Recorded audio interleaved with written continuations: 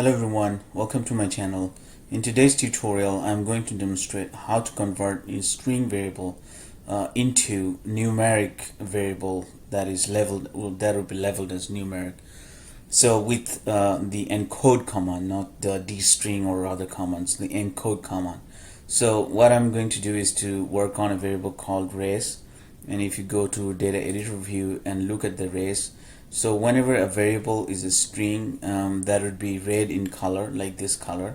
So, and the problem of this string variable is that you cannot calculate any statistics on it. For example, if you run a command called sum and race and hit enter, you see this 0 observation and no statistics for it. It's because it's coded as a string, which is basically a type of data that is text data and has no numeric value attached to it.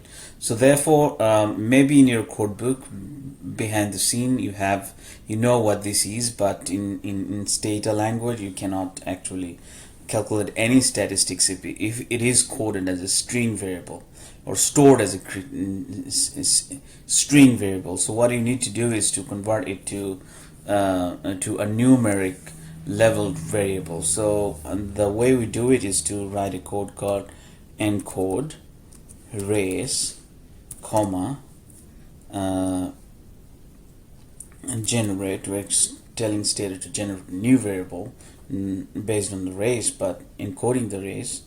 So we'll name it whatever name you gave it, so that's fine. So race numeric, so and bracket on both sides and hit enter. It says yeah, so the code works. So what happens if you go to data editor view, you see there's a new variable race numeric, and the color of these values has changed. So, and now hopefully we can calculate the statistics on this variable. So if you write sum and race numeric and hit enter, you see that these numbers or statistics are there for this variable. So this is how you convert your string level variable to continuous variable using encode command. So if this was helpful, please subscribe to my channel and put your comment below if you find my channel helpful, or this video in particular helpful for your purpose. Thanks for watching.